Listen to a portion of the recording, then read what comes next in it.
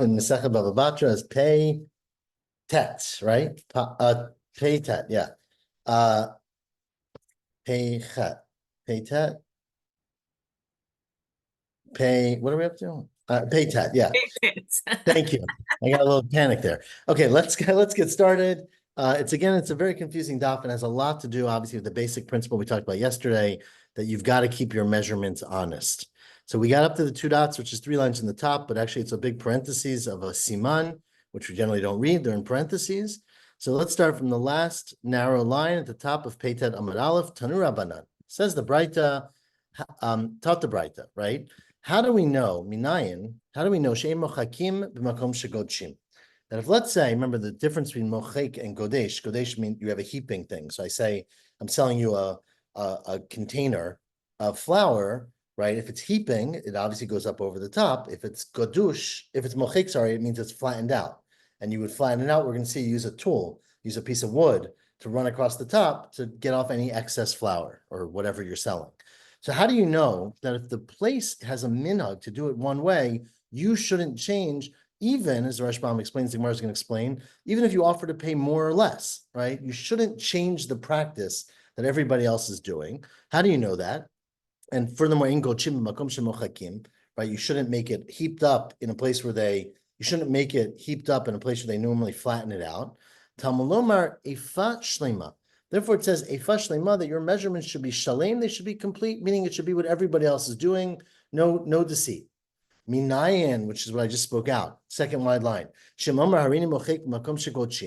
guy says to you, look, I know that here normally they do a godesh, they normally leave a little bit heaped on top, but I don't want that. I'm afraid it's going to spill. I'm afraid I'm going to drop it. Why don't you smooth it out and I'll pay a little bit less? Right? You'll pay a little bit less.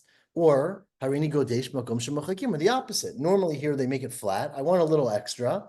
Top me off, and I'll pay you a little more. Lohosif lo al damim. She'ein shamim lo. You don't do that because you're not supposed to change the normal behavior. Talmud Lomar, and therefore we learn from the pasuk, which was 2 weeks ago now. A fash shleimad says a measurement should be shalem vitzedek yelach, and it should be just. And the extra vitzedek teaches you that not only do you have to worry about your own thing, you have to worry about what the implications are for everybody else. And so if you're in a place where people custom to do it one way, you shouldn't change it because it'll ultimately lead to people making mistakes. They'll see you had it heaped up. They won't know it's because you paid extra, et cetera, et cetera. So you have to be very careful about appearances and about authenticity when you're doing measurements. Tanu Rabbanan. Now says the Braita, interesting halacha, 4 lines. But there is a Gemara in Pesachim that says that if one goes from one place to another, let's say they eat earlier, and whatever it may be, they start the minhag earlier with this preparing and so forth, then they can follow the minhag from the place from which they came. So that's really from left field. I don't know where you came from there, but it is true. That is a Mishnah. But I would say that, again, the relevance is very limited here. But the main point here, just recall, as we said yesterday, that there are special halachot and rules about measurements. The Torah is very makbid, as we said yesterday, even more than Giloy Arayot, that you have to be just and accurate, and not only be just and accurate, but give the appearance of being just. And so if everybody else is doing it one way, you do it some other way, even if you paid extra or paid less for that, it has the appearance that you've done something different than everybody else. Tanu Rabbanan. Now says the Gemara on the 4th wide line, remember this we talked about yesterday in the Mishnah a little bit as well, that remember there's 2 ways to do a scale. A scale has 2 levers, right? We're talking about Yom Kippur now, Yom Adin. One is to do ma'ayin. Ma'ayin means that you do eyeball, right? You see that they're equal. The other is machriya, that you push down a little bit and you give a little bit extra, right? You're selling a kilogram of flour. The flour side goes down a little bit more, right? And we said in the Mishnah that you're supposed to push it down a little bit. But the alternative to that was that you can do eyeball the same and then throw in something afterwards. Says the Braita, how do you know that you shouldn't change the custom? Meaning if in a place that she'ein ma'ainin, you don't do it exact in a place that they're machri'im, where they push down the scale a little bit. Ve'in machri'im b'makom shema'ainin. Talmud Lomar from this exact same Braita, Evan Shlema, that you have to have just, you have to give what is normal to give. Meaning that even if you're willing to pay extra, Shem Amar Harini Ma'ayin b'makom shemachriim, I'm going to make it exact in a place where normally you sell a little bit extra and I'll charge you a little bit less. I'll charge you a little bit less, or the opposite. Harini machri'ah, I'll give you more in a place where they usually give exact, makom shema'ainim, and I'll pay you a little more. Hosif lo al damim, she'ein shemim lo. Talmud Lomar, the same thing. Even shleima v'tzedek, it has to be not only right, complete, but it has to be just in the sense that it looks just, that nobody thinks that what you're doing is misled. And again, there's two problems. One is that people might not realize that you paid extra or paid less, and the other people might look and they judge you unfairly. The other thing is that it doesn't matter. They might do the same thing when they sell, and it turns out that that's not the minhag of the place. Now, Amar of Yehuda, Misura, said Rav Yehuda from Surah, the psukim that talk about not having inappropriate weights. I'm going to read them now. The pasuk says, where's the pasuk? Vav. The pasuk says the following. It says, Lo yiyeh lecha bebeitcha, don't have in your house efa ve'efa gdola uktana. Right? We don't exactly know what that pasuk means. A very weird pasuk, right? You shouldn't have an efa ve'efa, which is efa is a measurement, right? You shouldn't have one and another, and a large one and a small one. So what does that all mean? So said Rav Yehuda Misura, what does that mean? Lo yiyeh lecha beitcha, it means you shouldn't have, he's making a drasha. Lo yiyeh lecha bebeitcha, you're not going to have anything in your house, I mean, you're going to be poor, matam, because mishum efa ve'efa, because you have, a measurement and a secret measurement, meaning you've got the authentic one and you have the cheating one. So because you have two measurements, when you really should have only one, and therefore you're cheating people, you'll be impoverished. You won't have anything in your house. And continue the pasuk, lo yiyeh lecha b'kischa, you shouldn't have in your kiss, in your container, even ve'even, right? Two different kinds of stones. We darshan that, lo yiyeh lecha b'kischa, you won't have anything in your pockets, meaning you'll be penniless, matam, mishum even ve'even, because you have two stones. You have one that's appropriate and one that's cheating. So if you're cheating, you basically lose it all. Aval, continues the pasuk, and again, this is the drasha, even shleima v'tzedek yiyeh, if you have an even shleima and tzedek, then you will have yiyeh, then you will have money, you'll have enough to live on. Or efa, the same thing in the second pasuk, efa, where my efa shleima v'tzedek, then yiyeh. So it's obviously a drasha. It's not literally what the pasuk means, but the point is, the pasuk is somehow telling you that if you cheat, you don't have anything, and if you are honest and you have accurate measures, then you will prosper and you will make money. Tanura Banan says the Braita, you know what this pasuk is telling you? Lo yiyeh lecha, you shouldn't have melamed, that's telling you shemamidim agardamim lemidot. You're supposed to set up an agardamim. Agardamim is not a Hebrew word, as you can guess, but the Rashbam says an agardamim means well, maybe it is a Hebrew word. He doesn't say that, but it doesn't sound very Hebrew. But he says an agardamim is like an official, like a measurement. They must have a name for it, right? Like the Miriam, you know the name? A superintendent? Okay, that's like, I guess that's legit, but it means like the person who goes to the stores, they have people nowadays, you go to the gas stations, they always have the stickers, right? And they measure and they assure that you're doing the right accurate measurements. So there were people who would go and check basically and confirm that everything was kosher. So you're allowed to set up an agardamim for midot. It says the halakot ula anosh mavate amidot, someone who punishes people who distort the measurement, right? Correct. These are the officials who are there to measure, to ensure that your measurements, if they go to the store, they have these people today. I mean, I don't exactly know who they are. You go and you pick up the kilo weight and you make sure it's really a kilo, right? And it's not too little or too much, right? The halakot, what's the halakot? Halakot means to hit. You punish people, right? If someone has the wrong weight, to give lakot, right? Yeah, you give them a fine, give them a big ticket, right. Or in those days you'd smack them in the face or something, whatever. But you're supposed to set up this official people to go check to make sure that people's weights are what they say they are. Okay. However, says the Braita, ein mamidim agardimim l'sha'arim. But you don't set up officials to look at the prices. You don't have to worry. This is a fascinating discussion that obviously comes up in modern times about price gouging, right? So let's say the price of apples should be 5 apples for $1. It's not the job of the government, or in this case, the pekidim, to go and say you're charging too much, because the market takes care of. right? If a guy's selling apples for too much money, you'll go to the next person. But the weights, you have no way of telling that, right? The weight is set as a certain thing.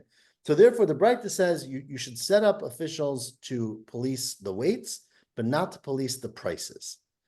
Now, the Benesia, now in the government of the Nasi in Bavel, right, the Reish Galuta, Ukmi agardimim ben lemidot ben l'sharim. They in fact had police going and making sure the weights were accurate and the prices were accurate. So Amalei Shmuel Karna, so Shmuel said to Karna, who was one of his students, and I guess he was very connected to the government, Puk Tanilahu, go and tell the government that that's not the halacha, that mamidim agardimim lemidot, that you're supposed to set up these pikidim, these officials, to make sure the weights are accurate. But you don't set up these people for the prices. So Karna, of course, had the job of going to tell the government that Shmuel thinks they're wrong. So Nafak, he went out, Darushlahu, and he told them not what Shmuel told him. He said, that you're allowed to have policemen, whether it's for midot, whether it's for measurements, or for the prices. So, of course, Shmuel got very angry. Right? Shmuel heard about this. Amar Lei, and Shmuel said to Karna, Mashmach, what's your name? Obviously, rhetorically. Karna, right? Karna usually means a Karen, right? A horn. Typically, Karna be'ene. You should get a horn in your eye. It's not clear what that means, of course.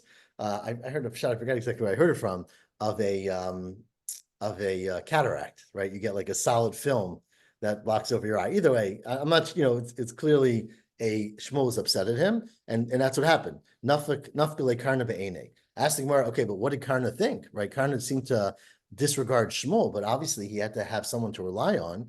Ihu Kiman Savar, who was he relying on?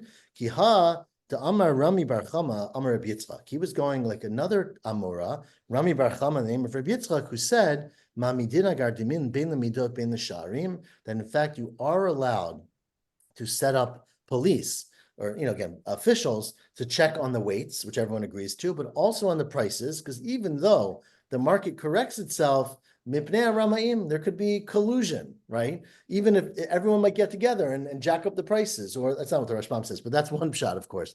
Rashbam is a different shot that like you can basically, you wait, you could basically hide, this seems to be what the Rashbam is saying, that you could hide all your goods until it's sparse and then sell them for a higher price. So basically, wait till the hurricane comes and then overcharge, but not sell earlier. But either way, people will do things that are unethical, and therefore the halacha, and this seems to be the way Paskin, is that the police basically, or the government Inspector? can send up, basically can make sure that if there's a price, remember prices have some wiggle room, right? But that you're not allowed to charge more than the going rate for whatever that thing might be. Yeah, right? so I was asking if the word inspector would Oh be. yeah, I think inspector sounds Yeah, good. okay. So he would wait sounds- till, if I understood the Rashbam,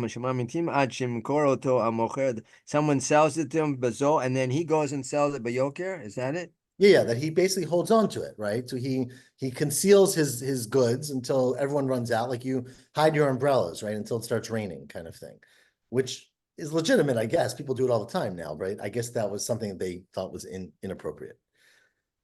Tana Rabbanan. Now says the Breita, Hayumevakesh mimeno litra, right? Let's say, this gets into interesting halachot. Again, these are very technical halachot. I don't exactly know how they translate, but they must.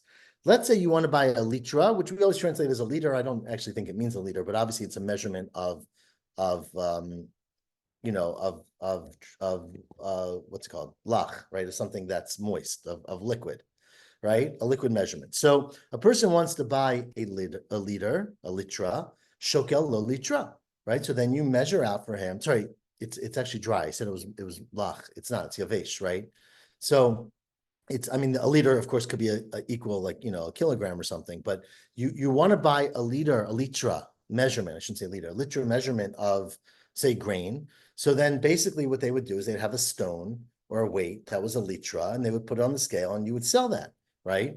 If you want to buy a chatzi litra, if you want to buy half a litra, shokel lo chatzi litra. So then you measure with the half a litra weight. Revia litra, a quarter of a litra, shokel lo revia litra. Says Gemara, that seems like we could have figured that out on our own. My kamash malan, the chiddush is the metakdinan mitakli ad hachi. The chiddush is that it's standard practice to make weights that are these are the standard size weights. You have weights that are a litra, a half a litra, a quarter of a litra. but you're not really supposed to make weights that are smaller than that, because if it's too small, again, it's not so clear. We're gonna have actually this later, probably tomorrow, because we won't get that far, but that it could be people get confused, right? If you start having weights that are 8/9 of a litra and 7/9 of a litra, that you can start cheating much more easily because you put the wrong weight on or people don't realize. And so that's what the chiddush of this Braita is, that you're really not supposed to have very tiny weights. I guess you can't buy small amounts in that case. Tanura Banan, now says the Braita, well, if you only have weights that are a litra, chatzi, and a third, and a quarter, what if you want 3/4 of a litra? Right? You want to buy 3/4 of a litra of, I don't know, beans, let's say. Lo yomarlo, you shouldn't say, the storekeeper shouldn't say to you, look, shekol li shlosha rivei litra achat achat. I want you to, it's not the storekeeper, the buyer shouldn't say, weigh out for me, use the 1/4 litra weight and give me 3 times that, right? And the reason, of course, that you don't want to do that, or that's not appropriate to do that, is that every time you weigh, we said yesterday, you have to add a little bit extra, right? So if you do a 1/4 and a little bit, and a 1/4 and a little bit, and a 1/4 a little bit, you get a lot of little bits, right? So what you have to do is you take 1 litra weight on one side. Now, of course, if you put the meat or the beans of a litra on the other side, it's too much. So you add a weight of a 1/4 litra on the side of the meat or the beans, and you add the food with them, right? So altogether it equals 1 litra. So that's, you do basically one weighing over multiple weighings. Avol shokel litra, umeniach revia litra ima basar. I changed to meat because that's the price, that's the Gemara, right? So you basically take the meat, you put it with a 1/4 of a litra weight, and on the other side of the scale, you have a full litra, and altogether you got 3/4. This, of course, speaks to what we talked about yesterday, and we'll again talk about today, that the weights would get very dirty, right? And they would have to be cleaned off, because if you're putting it next to the meat or next to whatever, it's of course going to get a little bit of that dirt on it. Now, Tanura Banan says the Braita, this can be even more exact, more complicated. If let's say how you vacation eser litrin, right? You basically said that there's a scale, a measurement of a litra, but what if you want 10 of those, right? You want to buy a whole bunch of steak. So lo yomarlo, you shouldn't say to the guy, look, shekoli achat v'chriya. Let's do one at a time. You want 10 litra, right? Do one. And of course, because then hechriya means you have to push the scale down a little bit and you get a little bit extra. So then you would do 10 times, you get a lot of extra. Ella, what you should do is shokel lo kulam bevatachat. You should weigh it all together, meaning you would have 10 of these stones, basically. Put them all on one side, put that much meat on the other side if you're buying meat. And of course, like always, you have to give a little bit extra. Benotein hechra echad lekulam. You tilt it down one time for the whole sale. Now, Tanura Banan continues the Braita. We are now 7 lines from the bottom. This is a very interesting halacha. I have English here because I don't know what all these words mean. But nefesh moznayim. Now, the nefesh moznayim literally means the soul of a scale. And in my English, it translates it as a fulcrum. And I assume most people are smarter than me and know what a fulcrum is. But, you know, that's the I think the center part, right? So, I mean, everyone, I don't have a picture with me, but everyone's seen the scale and knows what a scale is, right? You've got the central part, which goes up. You have the bar that goes across, and you have the two weights on the 2 cups on either side, right? That's pretty much our standard scale. So the thing is that when you weigh, you have to remember, allow one side to go down more than even. And so depending on how big your scale is, you have to have some clearance from either the floor, if it's on the floor, or the ceiling, if it's hanging from the ceiling. Because if you don't have enough clearance, what will basically happen is it'll touch the floor. And, you know, even though, like, let's say you have a scale that's huge, that's 5 feet across, right? And it's 1 tefach off the floor. So then when it weighs down a tiny bit more on one side, it'll be touching the floor, right? And so basically says the Braita, Haya nefesh moznayim tluya ba'avir. If you have a scale, and we're going to see in a second, this is a massive scale for weighing out things like, you know, 100-pound things or very, you know, very substantial things. If it's hanging in the sky, meaning it's hanging from the ceiling, shlosha tfachim, you have to allow 3 tfachim from the ceiling, so that if the weights go up, basically it won't touch the ceiling and prevent it from going where it's supposed to go. Ugavoha min haaretz, and if it's on the ground, it has to be shlosha tfachim, above the ground. The kaneh umatneh shela. Now the kaneh, which is the reed or the stick that goes across it, and the matneh right? Which he translates here as the cord, right? Which is the thing that matna literally means what you suspend, right? You're matan, you hold it. So meaning the things that the cups on the side, the pans are suspended from, that width of that whole process is 12 tfachim. Kanel matneh shelo shneim asar tfachim. So it's very large. Asar tfachim is, around 4 or 5 feet almost, I guess 4 feet, right? So that must be a very big scale. You're going out and you're buying large things. And so it has to be 3 tfachim off the ground, 12 tfachim across. Shel samarim, now scales that you use for tsemer, now tsemer, as of course, is lighter, though it is a large quantity. Tsemer is wool. But shel zaganim, and zaganim are generally people make glass, which I guess glass is lighter than what we talked about before. Those have to be a little bit smaller. So they're tluya ba'avir shnei tfachim. They have to be 2 tfachim from the ceiling. Gvoha min haaretz, if they're on the ground, they have to be above the ground shnei tfachim also. The kaneh umatneh, and the rod that goes across and the scales are shalat tishat tfachim. That's 9 tfachim across, which again is pretty big. 9 tfachim we say is an am and a half in our scale, so around 3 feet. The shalchenvani, now if you have a scale that you use in the store, right, not an industrial scale, but like a shopkeeper selling meat and beans, or shel balabayit, you have a scale you use in your house, that's a much smaller scale, and therefore it only needs 1 tefach of clearance. So liyah ba'avir tefach. If it's in the air, it has to be 1 tefach from the ceiling. Ukvam and arts, if it's on the ground, tefach, also 1 tefach. The kanel matneh shelo shishat tefachim. The width of that scale is 6 tefachim, which again is still 18 inches to 24 inches. So it's not a tiny little scale, but that's a standard size. The shel turmani. Now turmani is the tiny scale, which the Rashbam explains they used to use for like precious metals and little flakes that you would have. So things that were very, very valuable and you didn't have a lot of, those have to be tluya ba'avir shalosh etzbaot. They only have to be 3 etzbaot, which is half an amma, half a tefach, sorry, from the ceiling. Ugvoha min haaretz shlosha etzbaot, or shalosh etzbaot. They have to be 3 etzbaot from the ground. The kaneh umatneh shelo eini yodea. I don't know, says the Braita, how wide they have to be. So I'm not really an expert in that kind of scale. I don't know what the minimum shear is. Okay? Ask the Gemara, I don't get what's the first one. El hach kamaita demai, right? You talked about scales that you use for wool. You talked about scales that you use for glass, scales used in the house. What's the first massive scale that you talked about? So, demai, what are you measuring on that scale? Turn the page to that Peitet Amud Bet.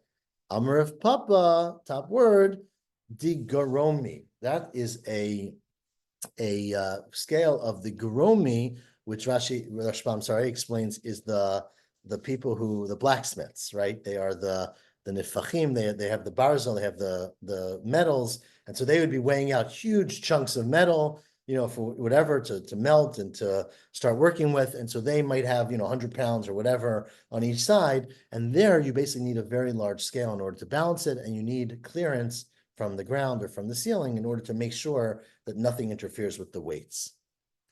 Amar Rav Mani bar Patish. Now says Rav Mani bar Patish on the top line of Daf Peitat Amud Aleph, just like you said, Kederach Shamru le'inyan isuran, just like we learned here in Bava Batra about what's permitted, what size the scale is, what's an accurate scale, Kach Amru le'inyan tumatam. The same thing is true about Tumah, right? Remember, by Tumah, if you recall, in order for something to be Mekabel Tumah, it has to be a proper Kli. Right? If you just have pieces of metal, which is important for our sukkah, right? It's not mekabel tumah unless you make it into a scale. So the definition of a scale that our Gemara in Bava Batra talks about is the same definition of a scale for it to become tameh. Says, well, okay, that seems pretty obvious. Micah Mashmalan. Tanina, there's actually a Mishnah in Kalim, in the 29th parak of Kalim, that says exactly this. It says the following: the strand of a scale of a storekeeper and a housekeeper, tefah. Right, which is exactly what we said in the Braita. Says Zimar, you're right, but that only talks about the chut. It doesn't tell you anything about the kaneh or matneh shelo. It doesn't tell you anything about the chut is actually the string that ties them, that holds them together, right? The rope that actually suspends them.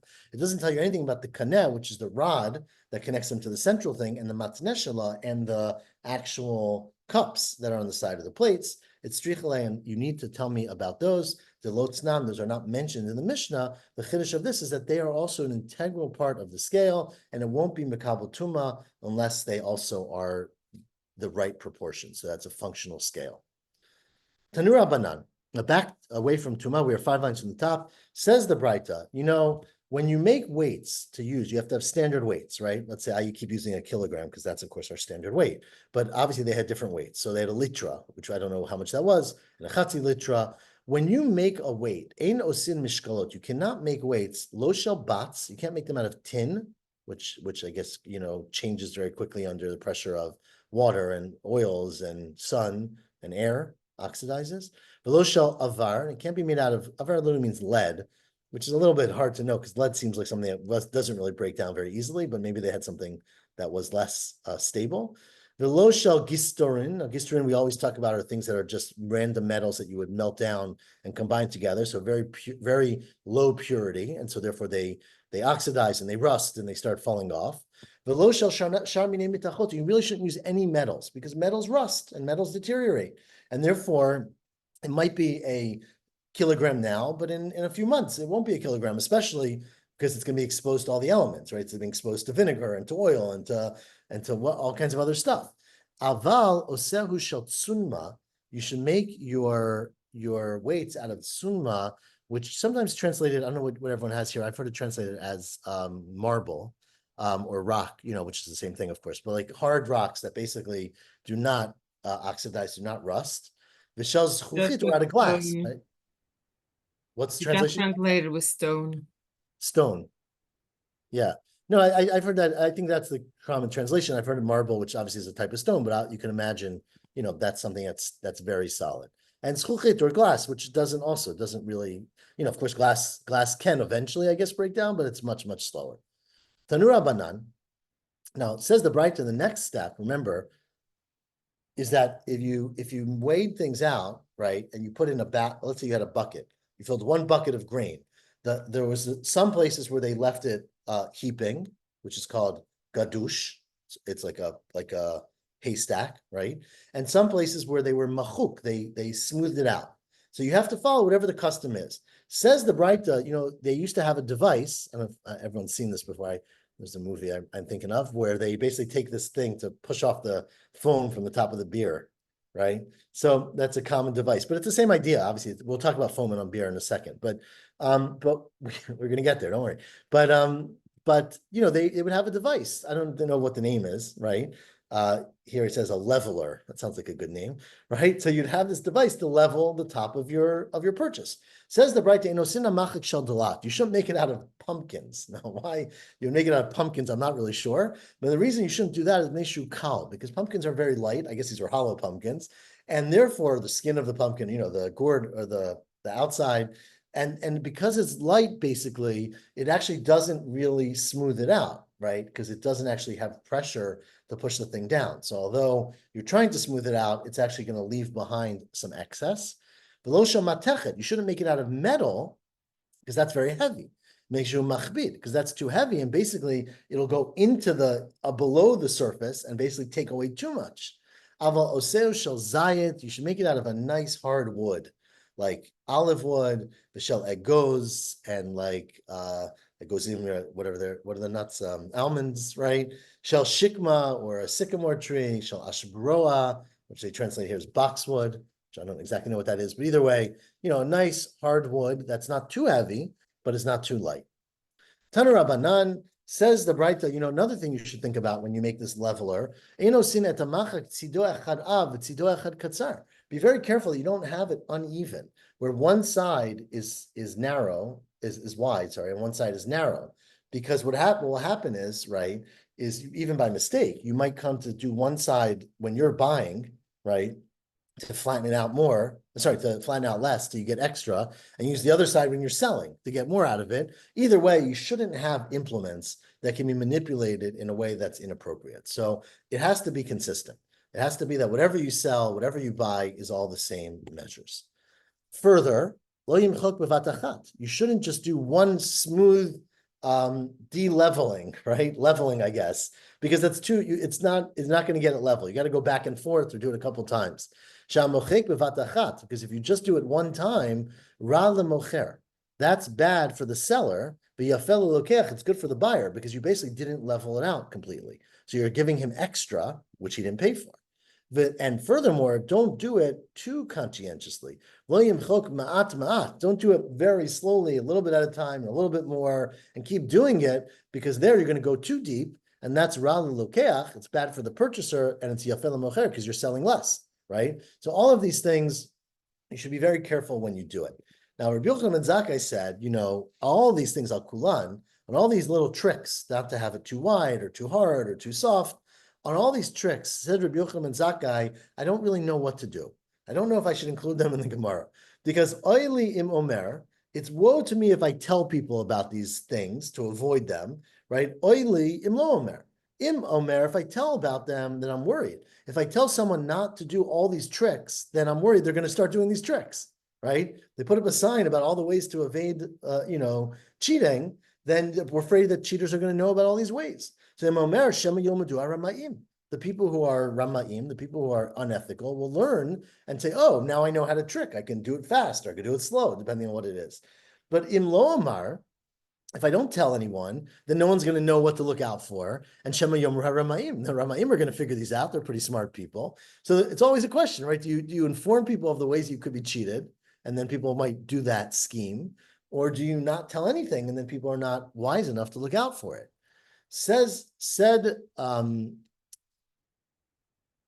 Right? Oh, sorry. Shema Yomru HaRamaim. Sorry, the Ramaim will say, Ein Talmidei Chachamim Bikiyim B'Masei Yadeinu. The Talmidei Chachamim don't know all the tricks we have, and they're going to start using these tricks, right? So they're going to not be afraid to cheat because they think we don't know about their things. So I want to tell them, we know about your tricks. But the more I tell them we know about your tricks, I'm going to start teaching people some tricks. So he didn't know what to do, right? Asked the Gemara, so what happened in the end? They asked, so practically, did he say it, Amra or Lo Amra? Did he tell people or not tell people? Amar Reb Shmuel bar Yitzchak, says Reb Shmuel bar Yitzchak, Amra, he did tell people. He told people all the ways that they could cheat and what they're not allowed to do. And he said, it's based on a pasuk at the end of a Hosea, Mehai Kra Amra. Pasuk says, Ki Yesharim Darchei Hashem. The ways of God are yashar. The ways of God are just, are right. Tzadikim Yachubam. The righteous go those paths and they do what's just. Poshim Yikashlubam. Those who want to sin are going to stumble over those paths. Meaning they're going to specifically use the ways that Hashem, or the Chachamim in this case, told you to do it right, and they're going to specifically use that to do things wrong. So you see that basically the Navi accounted for that fact, and you shouldn't stop from educating people. It's their problem basically that they're going to do it. Tanura Banan. Now let's just keep going. We are almost more than halfway down, right? Tanura Banan. The pasuk says, these are still psukim that we are quoting from. This is actually from earlier in Vayikra. It says, Lo tasu avel b'mishpat. Don't do things that are avel. Don't do things that are unjust or evil in mishpat, in judgment, and b'midah, when you're weighing things out. B'mishkal. Midah is when you measure. Sorry, or you're measuring a size. Mishkal is when you weigh. Ubim misora, which is another way to say measure. So we're going to ask what all these things mean. What does midah mean? Midah means mididat karka. Midah means when you survey land, right? You have to measure an acre or whatever size they used to do, a kor, right? Not a kor, a beit kor, right? You would measure out a large size. Zu mididat karka. And what it's telling you is that you have to be completely consistent in the way you measure. Meaning, let's say a father dies or a family splits up property and one son gets one field and one gets the other, right? Each one's supposed to get 2 acres. You can't be moded for one. You can't measure for one in the winter and one in the summer because the rope that you use to measure swells with the rain and gets smaller with the heat. And so basically the sizes will change. You have to measure at the same time. It has to be the exact same field conditions, right? So you can't cheat people by saying this is the same measurement and look at different times of the year. But mishkal, what does it mean? You have to be just with your weights. You shouldn't hide your weights in salt. You shouldn't store your weights in salt. Most understand that, I would say most. Some understand that means salt will erode the weights and they're going to become weighing less, right? So you say I'm selling you a kilogram worth, and it's actually less than a kilogram worth because the salt erodes it. The other shot is that maybe the salt does the opposite, that it somehow makes the weights weigh more because they absorb the salt. I'm not really clear how. They may absorb the liquid that's inside, in the salt, that it would basically cheat in the other way. But either way, it's a way to cheat on your weights. And the bamisora, Masora, which means another measurement, that is what I said before. That's referring to the beer. Shelo yartiach. You shouldn't make it foam on top of your liquid, meaning you pour someone, they come to your store and they say, I want a keg of beer. You shouldn't pour it so close that it'll be half foam, right? So you have to, whatever, the Rashbam talks about the height. I guess they knew more about beer than I might, but like you shouldn't do it too far up. If you're too far up and you pour it in, then actually you get a lot of air and you get a lot of foam in there. And by the time the guy gets home, thing's half empty, right?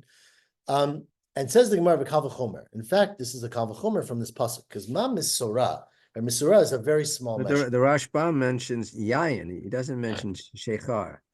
I know. Shelo yishpoch hamocher ta yayin. Right. So it's true. I made it more relevant by beer. He talks about wine, but it's a concept, right? You shouldn't have too much fluff or bubbles basically on the top of the wine, and you can control that by how you pour it, right? But says the Braita, I think it's a Braita, yeah. Kal v'chomer, it's a Kal v'chomer about every other measurement, because this measurement of a misora is a very small measurement. Ma misora shi echad mishloshim v'shisha belug. It's 1/36th of a lug, right? And the Torah says don't cheat with it. Ikpida lav Torah. Kal v'chomer that you couldn't cheat, and you have to be perfectly exact with all the other liquid measurements, which are hin, which of course we know from the Torah, chatzia hin, shlishita hin, revi'ita hin, lug, chatzi lug, revi'it, chatzi tomen, v'uchla, which are all smaller and smaller units of liquid measurements. So you've got to be very, very careful about all these measurements. Finally, I think this is the last thing we're going to do today. We're 10 lines from the bottom. Amar Rav Yehuda Amar Rav, Rav Yehuda Amar Rav, asur la'adam shishem mideh chasira yitira b'toch beito. Let's say you have a measurement and it gets ruined. It gets residue inside of it, or it gets broken, and it's no longer what it says it is, right? It's a cup that used to contain a litra or a liter, let's say, and now it's cracked and it only contains 3/4 of a liter. Says Rav Yehuda Amar Rav, you can't put it in your house to use for a doorstop. You can't use it for some other purpose because it's basically going to be at risk of being used again for its purpose. And says Rav Yehuda Amar Rav, afilu hi avichel mimei reglaim. You can't even use it as a container for your urine, right? You can't use it as a urinal, saying no one's ever going to come measure their wine with it, because you never know, right? You never really know where things are. So therefore, if you have a measurement that says that it's a liter and it's not really, you've got to destroy it and get rid of it, because otherwise it'll lead to trouble.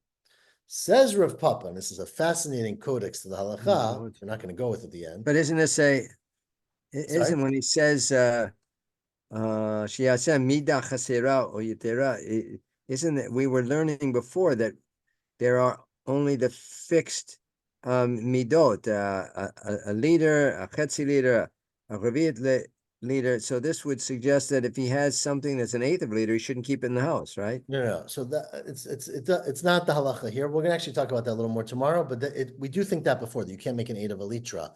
But this is talking about where it's a litra measurement, but basically something happened to it. It got ruined over time. It got worn away. It got a lot of residue, and it no longer is accurate as a litra. Now it's only containing, say, 3/4 of a litra.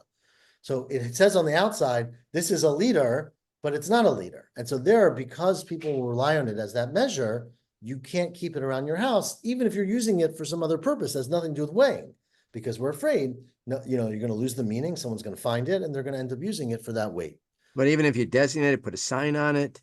Correct. Well, let's see Rav Papa. Says Rav Papa, Lo amran ela ba'atra de lo chatimi.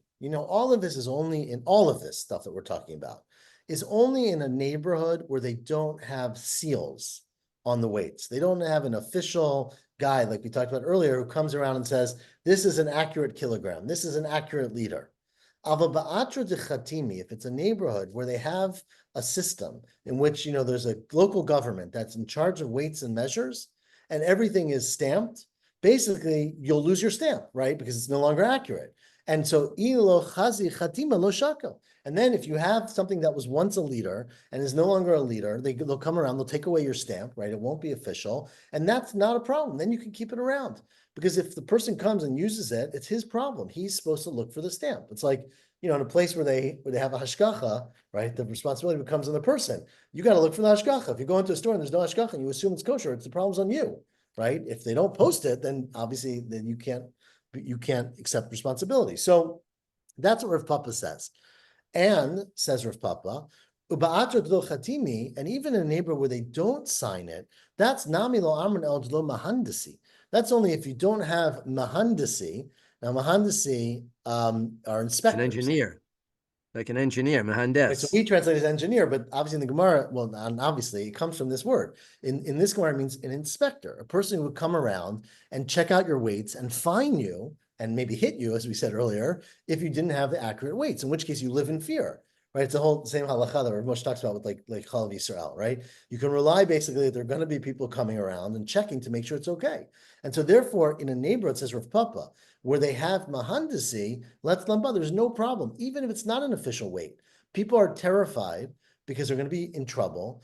They're terrified to use inaccurate weights, and therefore, if you have an inaccurate weight, you're allowed to keep it around. It's the responsibility. I mean, you can keep it around, because you have to designate that you're not using it as a weight, because people are never going to come to use it as a weight if they don't think it's accurate, because the cost to doing that is so high that you get punished, you get fined, whatever it might be.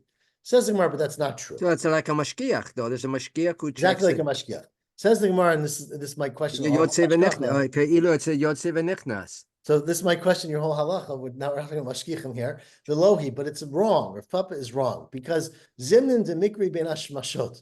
Right, it could be that it'll be late in the day, ben hashmashot, meaning right before Shabbos, umikri v'shakel, and there's no inspectors around, there's no pressure now, you know the inspectors are not coming right before Shabbos, and you're panicked, someone comes to get something, and you'll take this old measurement that's not accurate, and you'll use it. And therefore, you can't rely on these checkers, so might not be able to rely on a mashgiach either, and therefore you are not allowed to keep it around. And in fact, the Braita says that as well. Tanya nami hachi, the Braita specifically says what Rav Yehuda Marav said, which is lo yasha adam midah chasera yitera b'tuch beito. Don't keep around an inaccurate measurement in your house. Afilu hi avitchel mimei reglayim, even if you turned it into a urinal. Aval. Now, we're going to read these words and then stop. What you can do, says the Braita, is osehu sa'ah. You can make a measurement that used to be something, potentially into something else. That might be one shot. The measurement of a sa'ah, which of course is a measurement we've had many, many times, and a tarkav, which is of course, sa'ah, remember, is a six kav, right? So a tarkav is 3 kav, which is tray vikav, 2 and 1 kav. So tarkav, so you can make it into a sa, a tarkav, which is 3 kav or half a sa, chatzi tarkav, which is 1.5, kav, which is 1, chatzi kav, which is half, rova, a quarter, tomen, which is an 1/8, the chatzi tomen, which is a 16th, and finally an uchla. And uchla is the top word on daf tzadi, which is a very small measurement. Asking her, how small is an uchla? Kamihi uchla. It is echad michamisha b'revia. It's 1/5 of a quarter, so 1/20th basically of a kav. So these are very, very small measurements. I'm not 100% sure how clear how this goes with what we talked about earlier, which was that you can only make what's called a litra, chati litra, and a revia litra. Of course, those were different. Those were weights, and these are, I think, not liquid. These are solid measurements, right? Where you would basically, these are liquid measurements, I think, where you would fill them up with liquid. Basically, kav is liquid. So when he's making smaller measure, he's this device, whatever it was, it's missing something. It's defective. So now he can break it down into these smaller midot. Is that it? No. So it's a separate thing. The Braita is saying you can't have a measurement that's inaccurate. If it says kav on the outside and it's half a kav, you can't keep it around. You can't even use it for a door stopper or for a urinal. But you can make measurements that are exactly what they say they are. You can make a kav and a half a kav. It doesn't really matter according to this Braita. You can make even very, very small measurements, but they have to be exact. The second your measurement says it's one thing and is not exact, you've got to destroy it, get rid of it. Oh, so you're allowed to make, but we said earlier you cannot make anything less than a So I think the difference between these is that these are, I think, I'm not 100% sure, but I think the difference is that these are containers that you can put stuff inside. And that was talking about weights that you put on a scale. Well, it says midot. You can make right? Well, but midot can mean measurements, so you put something inside. I think that's what it is. I'm not 100% sure though, to be honest with you. So let me try to see if anyone talks about it. I didn't see anyone, which is why I'm not saying anything, but maybe we'll discuss it more. I don't think we'll discuss it tomorrow because I know, but that is where we'll stop. Tomorrow we'll pick it up from the second line of Daf Tzadi Amud Aleph. And Shavua Tov, everyone. God willing, we'll meet again next Motzei Shabbat with me. But thank you all for joining late at night. Shavua Tov. Thank you so Shavua much. Tov.